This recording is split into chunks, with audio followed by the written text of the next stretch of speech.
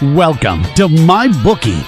You're ready to create an account and start making money, and we're here to help. And remember, you can get a bonus of up to $1,000 on your first deposit. Now you're ready to bet. Just go to mybookie.ag, visit the sportsbook, click on your bet, and input the amount you want to risk or win in the bet slip. Yes, it's that easy. Just remember, at MyBookie, you play, you win, you get paid.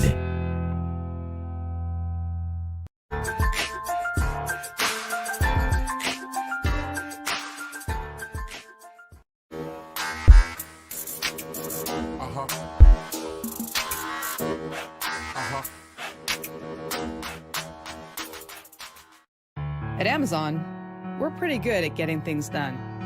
We're pretty good at solving problems. COVID-19 is the biggest challenge we've had to face. But challenges are what motivate us. Like flying masks to our employees around the world. We're doing everything we can to get you what you need, and doing everything we can to keep our people safe. I'm former Navy pilot Sarah Rhodes, and I'm proud to lead our Amazon Air network.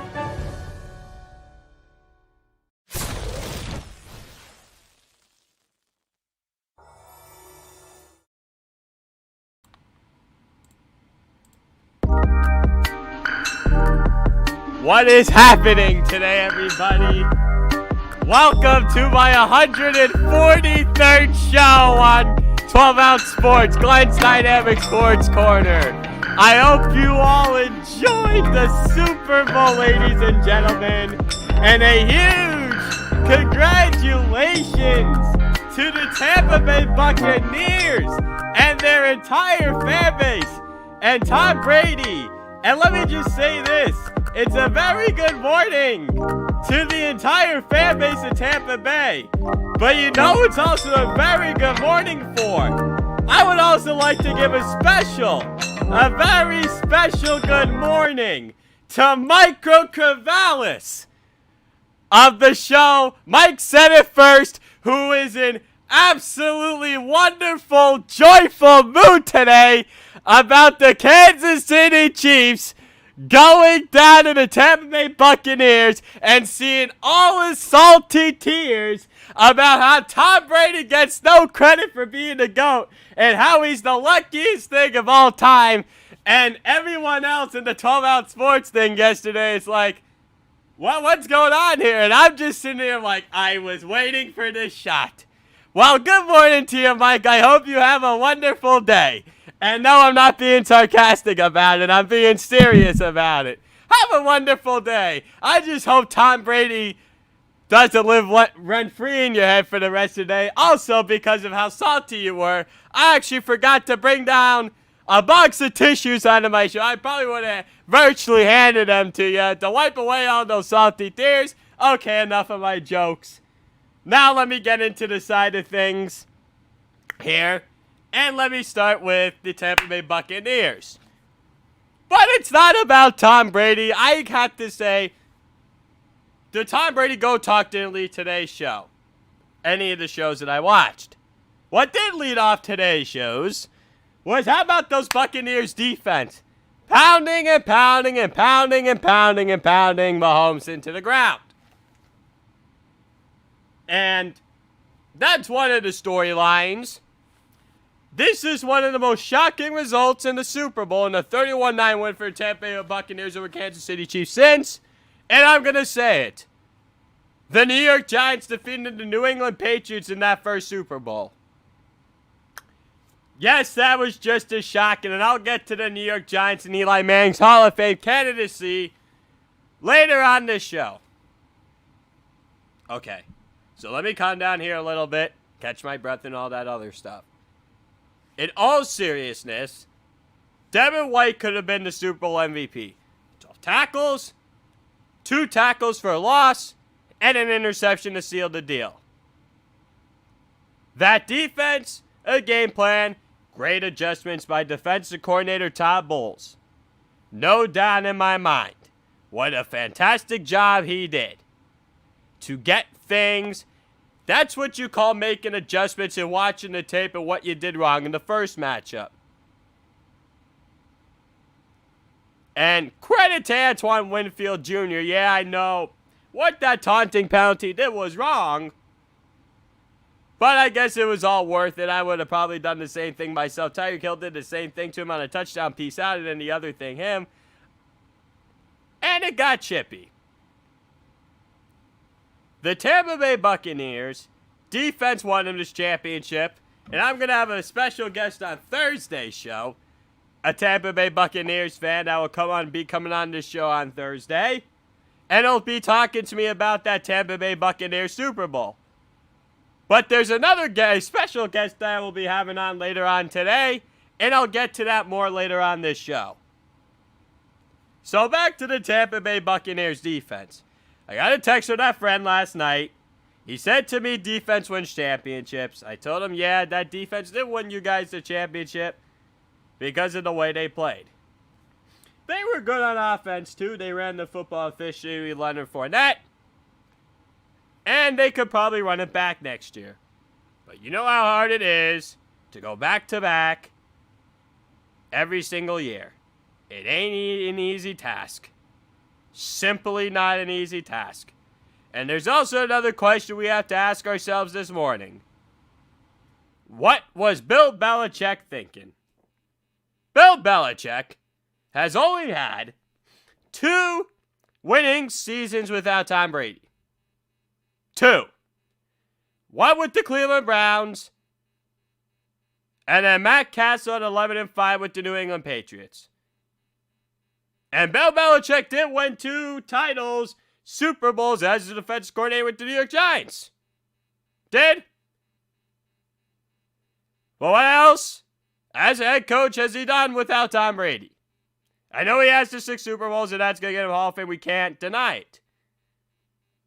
But what has Bill Belichick said or proven without Tom Brady? And in just a couple of minutes, I'm going to prove to you why Bruce Arians is a Hall of Fame coach today. But in this game, and if you're sitting there, you're Bill Belichick, and I'm thinking they have all the draft capital in the world, I'm like, I would give up the farm for Deshaun Watson. Because teams are not going to sit back with a mediocre quarterback. Yeah, I know he won 7 with Cam Newton, but Deshaun Watson's a monster upgrade. And then you could figure out this. You could sign receivers later. You could figure all that stuff out later. But Bill Belichick, the general manager, ain't smiling anywhere this morning. I know the owner, Robert Kraft's probably happy for him. But Bill Belichick, holding the grudge. You're like, remember when we said Bill Belichick was the system that he could have went without Tom Brady? Eesh, eesh, eesh. No, that's not the case anymore. Ladies and gentlemen, Tom Brady was the system. It was not Bill Belichick. That's what I have to say on that matter. And as for Patrick Mahomes, do you want to know this crazy statistic of how good that Tampa Bay Buccaneers defense was last night? He scrambled for 500 yards. Not saying he didn't rush for 500 yards. He scrambled. He was under duress every play. And Daniel Jeremiah, NFL Network, said this: the big winners of the Super Bowl are the offensive tackles trying to get drafted. Because I can guarantee you what happened in that Super Bowl without Eric Fisher and Mitchell Schwartz. And that's what you get when you start Mike Remmers, who was basically stinks from the S to the K when he also played in that Super Bowl against the Denver Broncos, gave up 3 sacks to Von Miller. And now Tom Brady has 7 Super Bowls in his career. He has more than the Pittsburgh Steelers. And he has more than the New England Patriots, the franchise he was with. Which is pretty impressive. Some people this morning will say he's the GOAT. And some people this morning say he won't. But I don't know which route I want to take on that one. Because I'm really not here for that one. I'm honestly not. And I'm not going to debate it. They're not shoving it down our throats this morning. They're shoving down the Tampa Bay defense's Buccaneers defense throats. Excuse me. They're shoving down, the media's shoving down how well Tampa Bay's defense played. I'll shove it down your throats. I ain't shoving down the goat talk down anyone else's throat. Just simply not going to do it on this Monday morning. That's not the way the tone, and that's not the way today has gone. At least as far as concerned. Today, backs page of Tampa Bay's paper of Jason Pierre-Paul and Devin White put in Patrick Mahomes into the ground. And then Tom Brady is on the front of today's paper in Tampa Bay, the Harvey Arnsold Tampa Bay Buccaneers. And I'm just going to say this. The culture changer, you switch from Jameis Winston to Tom Brady, you win the Super Bowl 1 year. Round of applause for the Tampa Bay Buccaneers fan base and getting that Super Bowl for the second time in franchise history. Let's get to the stats quickly. Tom Brady, 21-29 passes, 201 yards, 3 touchdowns, Super Bowl MVP for the fifth time in his career, and 0 interceptions. Leonard Fournette, 89 yards rushing, 16 carries, and a touchdown for 46 receiving. Ronald Jones is second. 12 for 61 rushing. Rob Gronkowski, 6 for 67, 2 touchdowns. And I also said this very quickly.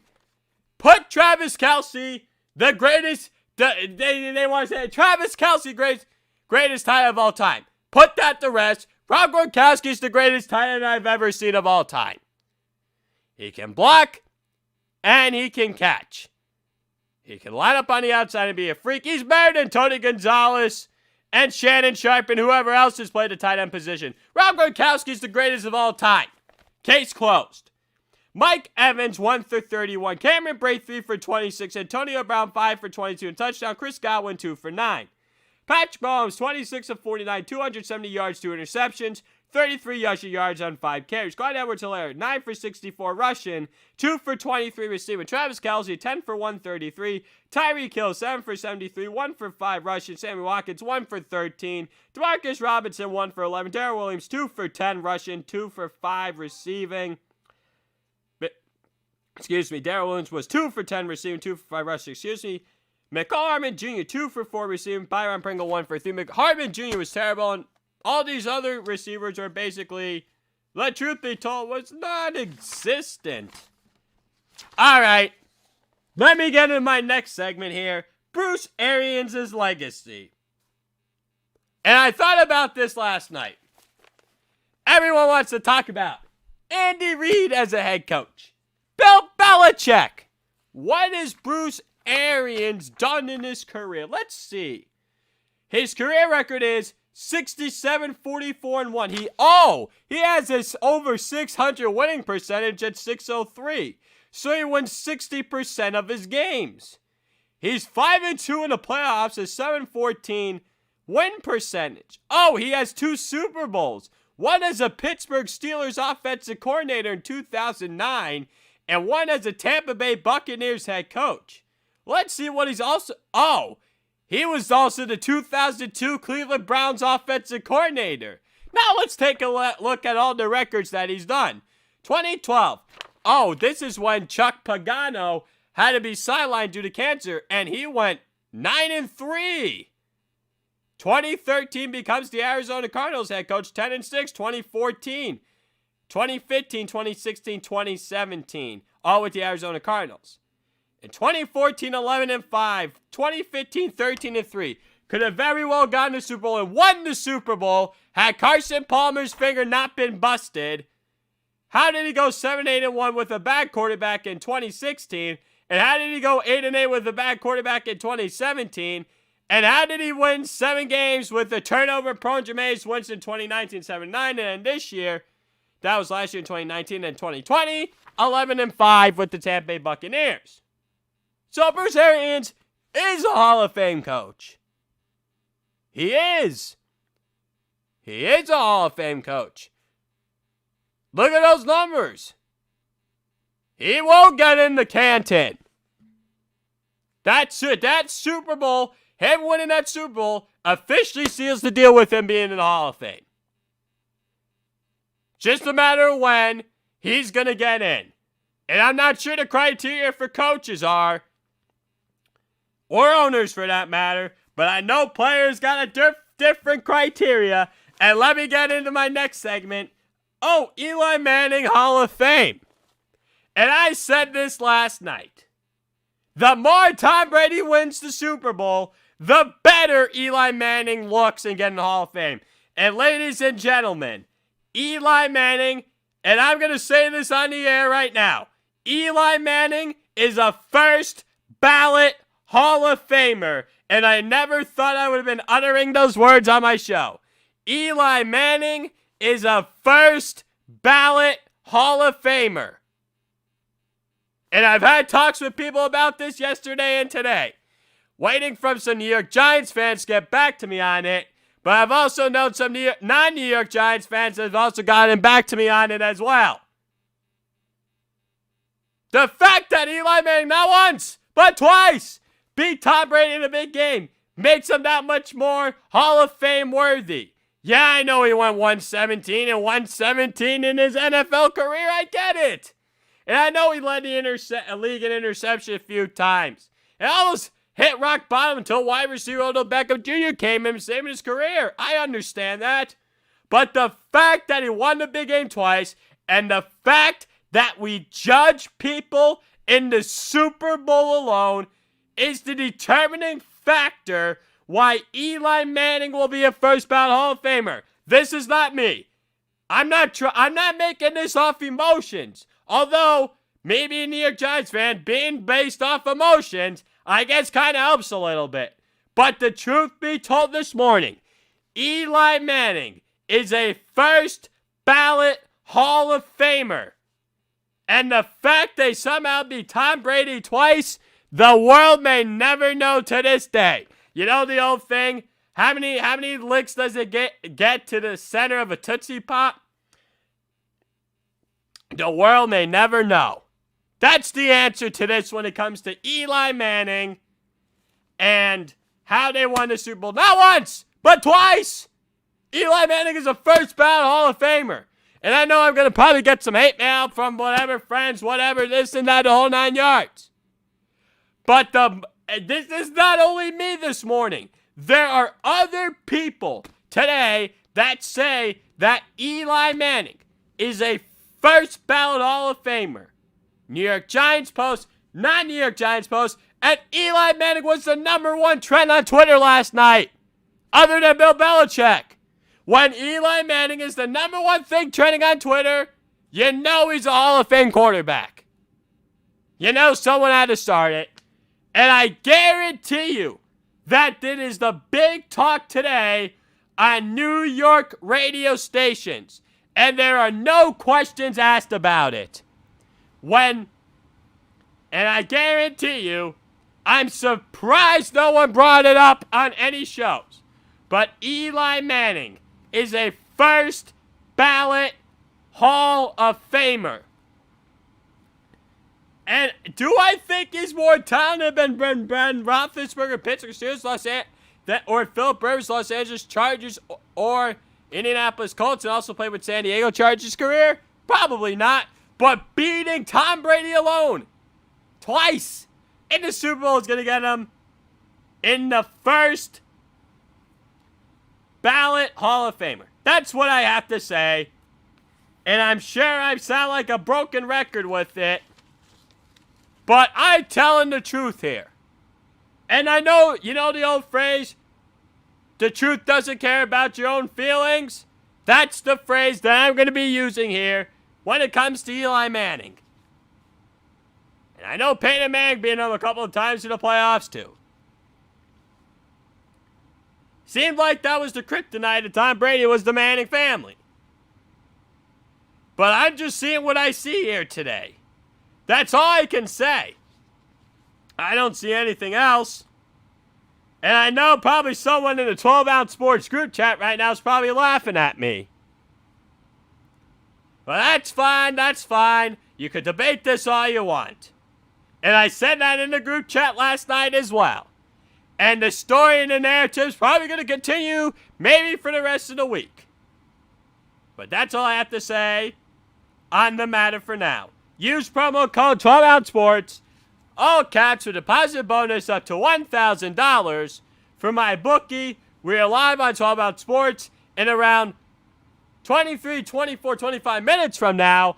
I will have a special guest calling on to the show stay tuned for the surprise. I will announce today's surprise guest at around 11:40 Eastern Time, and you'll see who's coming on the show. And as I always do on every Monday and Thursday, I always thank JB Beck, Cody Jensen, Philly Pete, Tyler Valdez, Michael Corvallis, Vegas Squares, and whoever else is on this network for all the hard work they do, and for the followers, viewers, listeners, and all these other segments that we have on the network. It's always a wonderful time. And also Lou Gamelin, also a wonderful job he does. And on Friday, once again, I called in the JB Beck Show. But Beck, I just want to say something to you very quickly. You called me a Pittsburgh Steelers fan, and you called me a Pittsburgh Pirates fan. I was hurt by those comments. I do not like the Steelers very much, and I do not like the Pirates either very much. You had the Pittsburgh Penguins right, and you also had the Cleveland Cavaliers right. But it's a New York Giants fan and a New York Mets fan. That's what I have to say. Please do not mess that up ever again. Thank you. So now let me get to my next segment here with the NFL awards.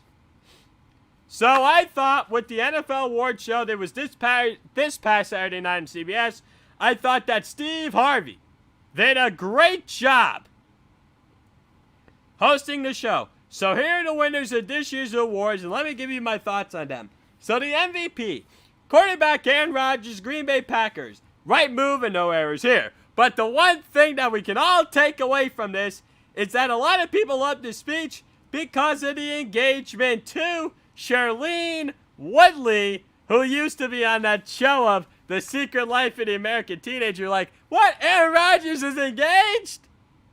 Everyone was in complete shell shock, and everyone has to give credit to him for, I guess, keeping it all under wraps. And everyone's like, what? Aaron Rodgers is engaged? That was the story of him winning the MVP in the acceptance speech. It wasn't about him. It was about him being engaged. It was more about the storyline than about him winning the MVP. And the funny thing is, Josh Allen of the Buffalo Bills received more MVP votes than quarterback Patrick Mahomes of Kansas City Chiefs, who only received 2 of them. Offensive Player of the Year, Derrick Henry, Tennessee Titans, no issue here. And he looks like a complete highlighter. Defensive Player of the Year, Aaron Donald, defensive tackle, Los Angeles Rams. Here's what I find interesting about this, about Aaron Donald winning the award. There are a lot of people that I really thought it was going to go to TJ Watt, the outside linebacker / defense end of Pittsburgh Steelers. Personally, I thought the award was going to go to him. But defensive tackle, the way Aaron Donald does it, time and time again, is completely unbelievable. Aaron Donald may be one of the greatest defensive players who has ever played this game. What has he won? 3 Defensive Player of the Year awards? The dude is not a human. And I know, you know what I also love about Aaron Donald winning the MVP? And I know he's a Pittsburgh kid. He went to a Pittsburgh local high school, and he also went to University of Pittsburgh. But you want to know what I love more than anything, speaking of Pittsburgh? The fact that the Pittsburgh Steelers fans are crying me a river. The thing that the Pittsburgh Steelers fan base, I couldn't enjoy it more with their salty tears. And maybe I just need to hand them a tissue or so virtually. But it's wonderful to see that fan base be, but TJ Watt was robbed of the Defensive Player of the Year. Oh my God. Give me and I thought he was robbed, and I'm not going to lie. But you guys crying me a river when Aaron Donald is supposedly maybe the greatest defensive player on the planet right now. The other one maybe was Lawrence Taylor of the New York Giants back in the heyday, whatever phrase it's called. But the fact that Aaron Donald continues to dominate his competition, TJ Watt never got double teamed. And oh, someone made this comment. Donald showed up in the playoffs and TJ Watt didn't. Gee, I wonder why. And the Rams won a playoff game and the Steelers didn't. That's an excellent observation on my part. But it's only a regular season award, not a postseason award. That's why they vote these awards beforehand. So it is going to be very interesting to see what's going to happen moving forward. So, Offensive Rookie of the Year.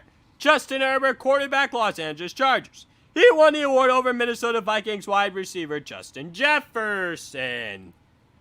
I find it hard to believe, but Herbert, the RP Arsenal of the Los Angeles Chargers, is going to be a very promising quarterback in the near future. And it's going to be exciting. No question about it. Justin Herbert is going to be one of those electrifying players on the road, and that's why former Los Angeles Rams defensive coordinator Brandon Staley took the job and decided also to stay home in Los Angeles, which is not a surprise and a good thing too. But it's also a good thing. Had Cincinnati Bengals quarterback Joe Burrow not tore his ACL against the Washington football team, Burrow could have very well won the Offensive Rookie of the Year award for Cincinnati Bengals as well here. That's what I feel like. Now, the Defensive Rookie of the Year was Chase Young, defenseman of the Washington football team. Antoine Winfield Jr., the Tampa Bay Buccaneers, was also a finalist for the Defensive Player of the Year award as well here. Coach of the Year, no surprise, Kevin Stefanski of the Cleveland Browns. He deserved this award, deservedly so, because the Cleveland Browns made it to the NFL playoffs for the first time since the 2002 regular season. Sean McDermott of the Buffalo Bills and Brian Flores of the Miami Dolphins also received votes for Coach of the Year award in the NFL. The Comeback Player of the Year award went to quarterback Alex Smith of the Washington football team, and one clueless person decided to vote for quarterback Ben Roethlisberger of the Pittsburgh Steelers. Take away the Pittsburgh man's credentials immediately. Whoever voted for this, and I put this in all caps on my script, period, with an exclamation point. That's all I'm going to say. I'm telling you this. We'll see who the awards are next year. I'm going to go over some more NFL things on Thursday. But now let me transition to this. This game might have been more closer, more exciting maybe for all you hockey fans yesterday. And I'm sure the World Hockey Reporter Cody Jensen could probably agree with me on this, that the Philadelphia Flyers in their 7-4 win over the Washington Capitals on Sunday afternoon. The takeaways from this season are, here's an interesting takeaway I'm going to take away from this. I said this to my dad, and I said this to my Uncle Frank too. I feel like, defense. Yeah, you can blame the defense all you want, but the goaltending this year has been horrific. Not bad, it's atrocious all across the board. And it isn't even close. Do you want to know how bad the goaltending has been this year in the NHL? Well, here's the statistics that Gord Miller of TSN gave us before yesterday. The Western Conference, in the West Division, a 905 save percentage. The Central Division in the Central Conference, a 904 save percentage. What about the Eastern Conference or the East Division? Oh, a 900 save percentage. And lastly but not least, what about in the North Division or the North Conference? Oh, an 893 save percentage. Translation, the goaltending is an atrocity this year. It's completely horrific.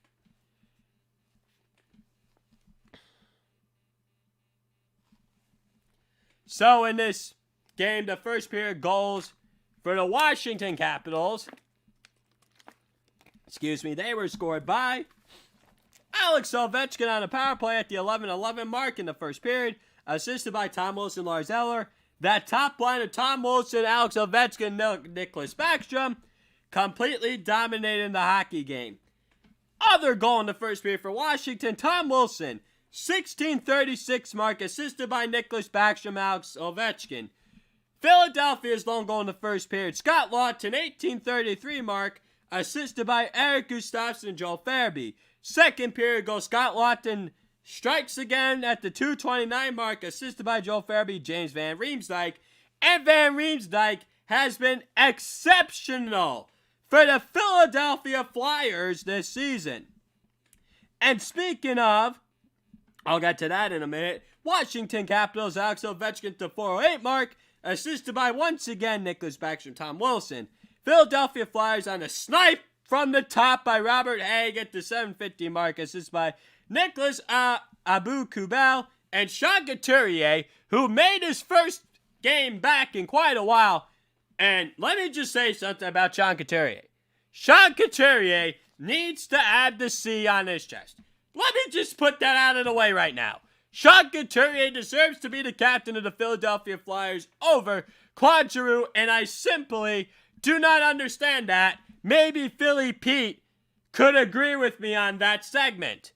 And World Hockey Report, do you think that not Claude Giroux, that Sean Couturier should be the captain over Claude Giroux on the Philadelphia Flyers? I wonder if you could, I don't know what your plans are for your next show on the World Hockey Report and all that fun stuff, but I was just wondering if you think that's a possibility.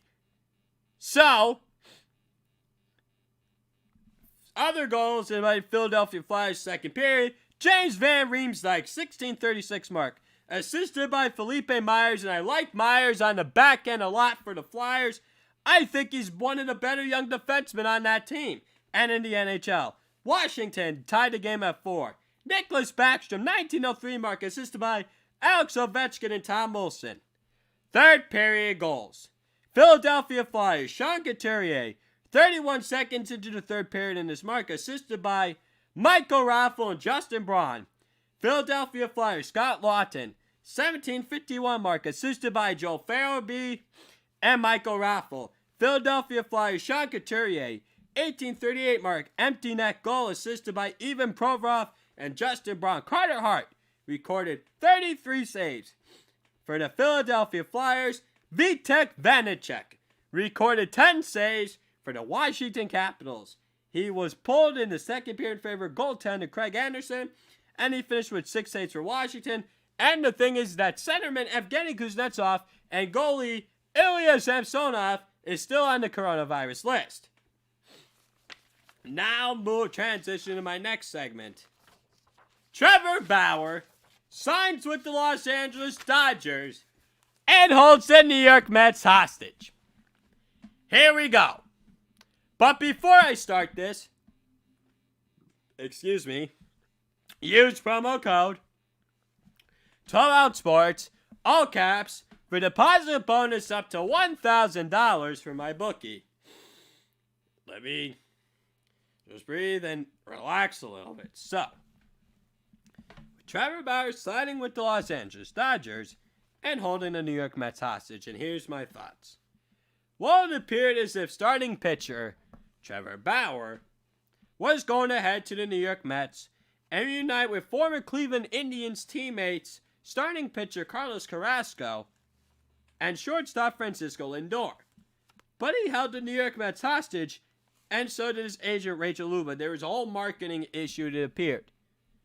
And he said he issued an apology to New York Mets fans. He understands how passionate they are.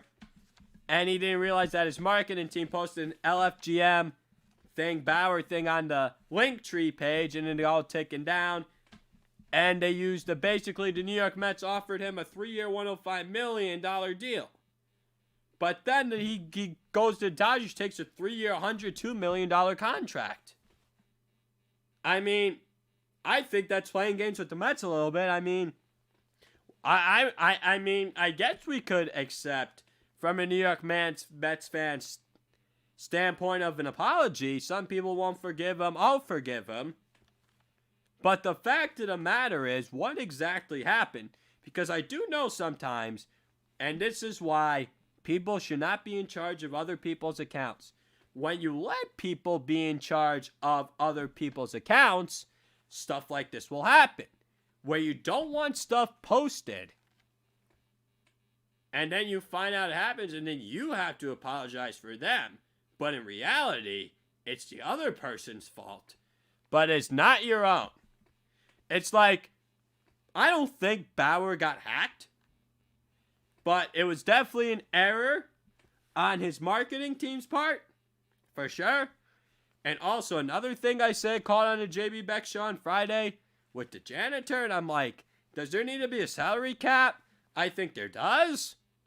To a certain extent, because teams like Los Angeles, New York again, we're going to pay the big bucks. And you got teams like the Pittsburgh Pirates, Cleveland Indians, and the Tampa Bay Rays, who can't even sniff to pay him because there's no salary cap. No, there needs to be some sort of salary cap in the sport of baseball. You just have to figure it out what it is. I'm curious to see how it would work if you decide to go with the salary cap. Do you decide to do a hard cap or a different kind of cap? I think you need to go in NFL style. No, you don't need to go. NBA gives out these ridiculous contracts. I don't know if football per se gives out these ridiculous contracts. Even though the truth of the matter is you get guys like Patrick Mahomes, Kansas City Chiefs gets a ton of money, and so does Deshaun Watson of the Houston Texans. Yeah, you're going to probably get stuff like that. And it's probably not a surprise.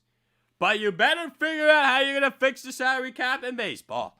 Because if you simply do not figure out how you can fix the salary cap in baseball, there are going to be major problems moving forward. It's as simple as that. You're going to get major problems. You better not. The MLB in the next CBA should not walk out of the room until they find an agreement to have a cap. You have to figure it out. This whole luxury tax BS is simply not going to cut it. There is no way on this planet Earth you can stick like this to this rat anymore. And I said this to New York Mets fans, and I said this on my Twitter page. You know the old phrase, karma's the B word?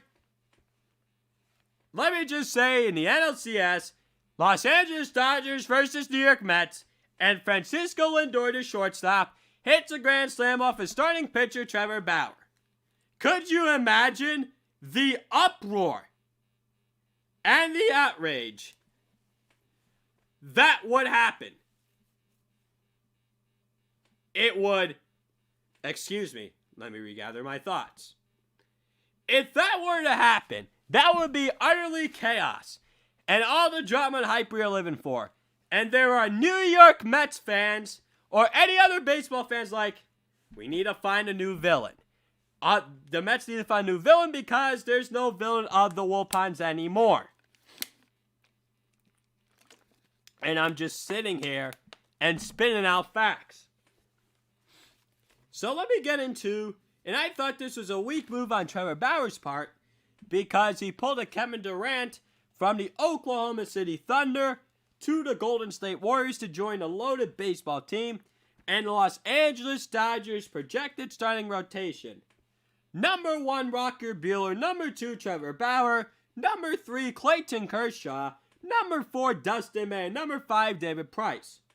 New York Mets projected starting rotation. Now, number 1, Jacob deGrom. Number 2, Carlos Carrasco. Number 3, Marcus Stroman. Number 4, Noah Syndergaard. Not expected back until June or July due to UCL surgery last March. Seth Lugo. And number 5, David Pederson. So keep an eye out on that rotation. And as I've said, well, don't worry or frown or fret, New York Mets fans. It'll be cool when shortstop Francisco Lindor hits a grand slam off of Trevor Bauer for the Los Angeles Dodgers in the NLCS in a Game 7. The Mets have found their new villain to post the Wilpons, or should I say the Coupons era, and Trevor Bauer. This is going to be very interesting to see what happens heading into the MLB regular season for 2021 and just around a month from now. And I'll most likely have my bold predictions and my MLB preview. And just around a month from now, I'll most likely have my MLB Bowl Prediction, my MLB preview coming up in the month of March. So, I'm just going to say two things very quickly here before I preview my next guest. This was both Thursday night. I'm just going to say this very quickly. I'm not going to say any statistical lines or anything. So the Denver Nuggets vs. Los Angeles Lakers game recap. 114-93 win for Los Angeles over Denver. And basically, Denver needs their third star. They're not as deep. And LeBron James just continues to be amazed in every way, shape, and form. And Nikola Jokic was shut down. The other thing, Golden State Warriors versus the Dallas Mavericks on Thursday. 147-116 win for Golden State over Dallas. And Kelly Oubre was basically a gem. And Steph Curry was hitting shots. And so was Luka Doncic. Ladies and gentlemen, in around 3 minutes from now, I will be having my next guest on this show. The special guest that I will be having on my show today, sorry Cody Jensen, it's not Michael Corvallis, nor is it Tom Brady. My special guest for today is I have a Miami Dolphins fan named Matthew Damascus, and he is a close friend of mine, always messaged me, a huge follower and listener on my show, and close friend of mine as well. And we're going to be talking about stuff we were texting each other on Snapchat last night about those Super Bowl and what we're going to get into today. And he's going to have a lot of his thoughts. He's going to share with you in a couple of minutes. So he's going to be the 5th guest on my show. And this is the 5th guest in the last 2.5 weeks or 3 weeks, whatever you want to say, that I've been doing this. So this is the first guest that I will be having on the show out of the 12 Out Sports Radio Network. As I said, he's a close friend of mine, and Matt Damascus is a huge Miami Dolphins fan. And as I've said, he also has asked me several times to come onto my show, and one of the things we'll talk about today is potentially, he's always said, oh, don't trade Tua Tagovailoa for Deshaun Watson. I would tell him, I said to him one time about Trevor Lawrence, is the fact that he thought I was nuts for saying that Trevor Lawrence, we shouldn't trade our top picks to go up number 1 to the Jacksonville Jaguars and get Trevor Lawrence. So it's just going to be, I guess it's going to be a very interesting thing on the show in just about a minute from now. And you know what? It always feels, as I've always said on my shows, it's always good to have guests onto these shows. Why is it that it's always good to have good guests? Because you always want to hear what other people have to say. I learned this in college. It's not good to have just your own opinion all the time on things. And here is my next guest. Good morning, Matt. Thank you for joining the show today. Good morning, Glenn. How you doing today? I'm pretty good. So let me ask you the first question. What did you think of last night's Super Bowl? Did you think Tom Brady deserved the MVP or not really? Glenn, when you watch that game, it's hard to say who you give the MVP to in that game. But, I was not surprised when it went to Tom Brady. I think maybe, you could give it to Gronk. You could give it to Fournette. But, in a game like that where the defense just absolutely dominated Kansas City, games like that, the MVP tends to end up going to the quarterback when you don't have one stout defensive player putting up a lot of statistics. Yeah, it was funny because Evan McHugh texted me last night saying defense wins championships. And Devin White with 12 tackles, 2 for loss, and 1 interception. What about the case for him for MVP too? Yeah, like I said, Gunn, but it's the Tom Brady effect in the media. And that's that's why I think he ended up with the MVP last night. You really can't look anywhere without hearing the name Tom Brady, and that's been over the past 2 weeks and this morning. So, I wasn't shocked when it went to him, but did he deserve it? Hard to say. Here's the thing. I watched shows this morning. I've seen newspapers, Matt, and I'm like, they're not putting Go Talk first. I watch First Take, First Things First. They're talking about the defense more. They're talking about Todd Bowles, the defensive coordinator. They're talking about Devin White and all the other catalysts on that defense. Do you think those sports shows are right to actually talk about the defense first today instead of Tom Brady? Oh, yes, 100%, Glenn. I'm sure we both watched that game last night, and Patrick Mahomes is running for his life, throwing balls across his body the whole game. You know, Tyreek Hill pretty much taken out of the equation. You know, Travis Kelce got his numbers, but, you know, a lot of stuff was being forced to him, and then, you know, they got on their side of the got on Tampa Bay's side of the field, and, you know, couldn't execute, couldn't make plays when they needed to make plays. And that's the only way you're going to win a Super Bowl against a defense that good is when a 50-50 ball goes up. You're going to have to catch some of those. Now, speaking of surprises, I said this earlier on the show today. I felt like this Super Bowl win was the most surprising result since the New York Giants took down the New England Patriots the first time. And I know we kind of discussed this on the group in our Snapchat yesterday, but I said on the show this morning, the more that Tom Brady wins the Super Bowl, the better Eli Manning looks. And I said because of it, Eli Manning is going to be a first ballot Hall of Famer. Do you agree with my statement and why? I don't know if I do agree with the Eli Manning first ballot Hall of Fame statement, Glenn. I think I think, you know, a lot of people do try and make wins and Super Bowl rings a strictly quarterback stat, but you have 22 players on a team, and you know the teams that Eli Manning won his Super Bowls with both had you know, very stout defenses, and there were some plays in those games that, you know, were kind of miracle plays. So I think, you know, it's hard to put Eli in the first ballot in the Hall of Fame. Just career-wise, I don't think he has the numbers. So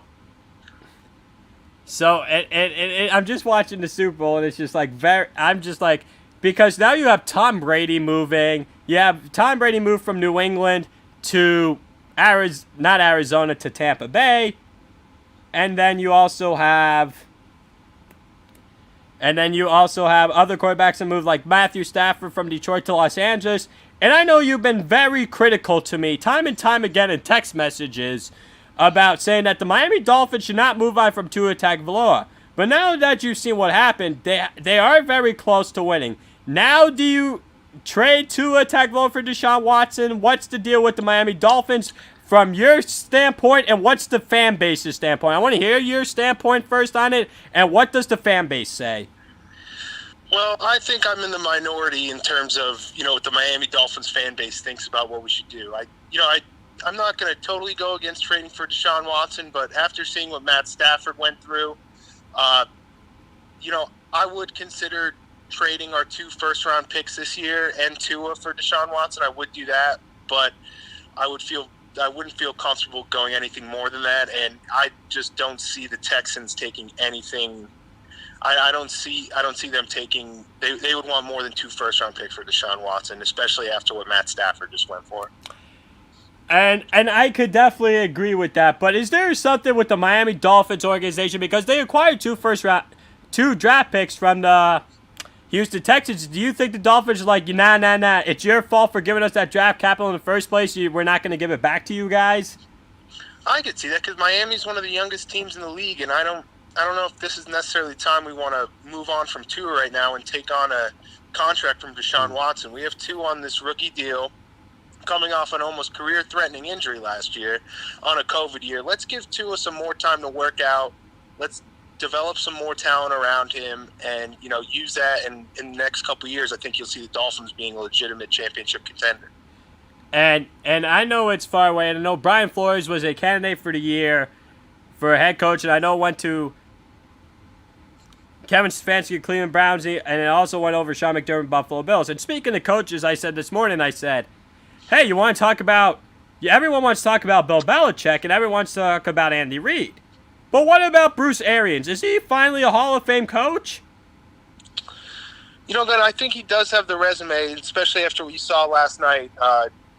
The Chiefs were out-coached. I know the Chiefs also were missing 2 tackles, but the pressure they brought, you know, the way they arranged their defensive line to take advantage of some of the matchups there, you know, that could be more Todd Bowles and Bruce Arians, but, you know, when you look at Bruce Arians versus Andy Reid last night, Bruce Arians definitely won that battle against a an offense that's been a top offense in the NFL for the past 3 seasons, and they held them to 9 points, no touchdowns. That's very impressive. So, another thing about Belichick is, and I know this has been buried on shows too, how bad does Bill Belichick look this morning? Remember when everyone said that Bill Belichick was the system, Belichick could win with any old quarterback, and it appears as if that Belichick needed Tom Brady? And now how bad does Belichick look this morning? Should he go after Deshaun Watson? And if he can't get a quarterback, will he retire? What do you think about Bill Belichick? Because I know you were one of those guys that are saying Brady's the system quarterback and Belichick could win with anyone. Well, I think every system you're in eventually has an expiration date on it. And I don't think this is anything. I don't think this lessens Bill Belichick and what he did. Tom Brady left the system. Tom Brady went into another very good system. And yes, he did draw his own talent to Tampa Bay, but the Patriots were really just stuck in the water. They didn't have the cap room. They couldn't go out and get these big name guys because they've been paying guys on both sides of the ball for years. And eventually a dynasty is going to meet the end of the road. And Tom Brady, I think, just got out at the right time. And along with the COVID year where they had 3 defensive starters opt out in the beginning of the season, including a safety and a starting middle linebacker. It's I think this is just a down year for the Patriots. I don't think it's any indictment on Bill Belichick and his ability to coach and manage a winning football team. I like that answer because my brother Jacob, he says that to me a lot. He's like, why are we getting down on Bill Belichick so much? He went 7-9 with Cam Newton in the COVID year. And let me ask you this question. Since I'll ask you a couple more questions before I hang up. What do you think the Dolphins should do with the 3 pick? Would you rather Devonta Smith, who Tua's more comfortable with, or would you rather Jamar Chase? Comparing with the Alabama and LSU wide receivers. That's very tough, but I'd probably have to lean Jamar Chase. The last time we saw Jamar Chase play a full season of football, he's pretty spectacular. And he was the legitimate number 1 option on that LSU team that won the national title. Justin Jefferson was the number 2 receiver on that team, and look what Justin Jefferson did in the NFL. And if you look at their skill sets, I think they have very similar skill sets. And Devonta Smith is a great receiver, but I think when you look at the 2 of them, I believe Jamar Chase is more NFL ready. And if we're gonna go with a wide receiver, the number 3 pick in the draft, I would rather Jamar Chase than Devonta Smith. Speaking of LSU receivers, I started the statistics of Terrence Marshall Jr., who's the 3rd wide receiver behind Jamar Chase and Justin Jefferson. You think he could be a number 1 on like a New York Giants or like a Chicago Bears if like Allen Robinson leaves Chicago? I think it's hard to throw a guy who's a 3rd option in college into a number 1 option in the NFL. I think Joe Burrow did a lot for that team, but it's hard to say. There's LSU's obviously built a great program down there that's putting out a lot of receivers with great work ethic and great ability. So I don't think anything's impossible there. So, and my last thing is, have you ever, now I know you talked about this with me a lot of the times, but have you got into like any beefs with any like professional athletes on Twitter you would like to share, or not really? Yeah, sure. One time me and Case Keenum, we got in a little Twitter beef, and Case has since blocked me. And if you're listening right now, Case, I'm sorry. And, I just like our friendship to go back to normal. Yeah, wasn't that because of the Houston and Penn State Bowl? Oh, yes, that was. Case Keenum really whooped up on my Penn State Nittany Lions, and I was a little angry about it and said some things I shouldn't have said. I would expect nothing less from Penn State fans. Matt would expect nothing. I'm busting, yeah. Oh, I know, Glenn. I know. That's okay. Thank you for taking your time, sometime out of your day, to join the show. Thank you. Oh, hey, thanks for having me on, Glenn. You got it. Bye-bye. Well, that was a special treat. Yes. It's always a good time. It's always good for the brain.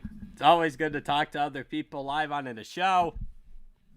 Thank you, Matt Tabascus, for coming on the show.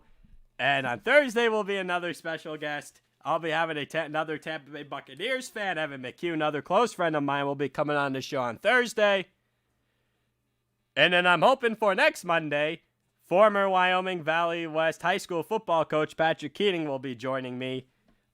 Hopefully that is the schedule. The next 2 guests that will be coming live onto the show, and I haven't figured out yet who will be coming on after that. But just stay tuned for my updates on when I post things about my guests on who will be coming on live. And always a treat. Cannot lie. Simply cannot lie to any of you guys.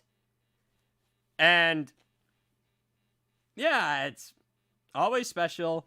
It's always a fun time. You all probably get sick of my voice all the time. It's fine. It's fine. That's why I like when why Beck has these call-in shows. It's like, I can't do it. I feel like I would get distracted. When I have a guest, it's like, okay, it's more structural. I feel like I don't have to get thrown off of what I'm saying. I could just relax, calm, take a deep breath, and whatever else. Ladies and gentlemen, I am out of time here. Thanks for tuning in to Glenn's Dynamic Sports Corner. Hope you all enjoy the rest of your day and week as well. I will be back on the air at the same time on Thursday. I will have some NFL mock draft segments. I will have some more NFL offseason. So in a little bit of an offseason preview and a look at to who will win the Super Bowl next year, the early favorites. NBA game recaps, NHL game recaps, maybe some DraftKings FanDuel segments, maybe some MLB talks as well. And then hopefully Evan McHugh, Tampa Bay Buccaneers fan, close friend of mine, will be joining the show as a special guest. Use promo code 12OutSports, all caps, for deposit bonus up to $1,000 for my bookie.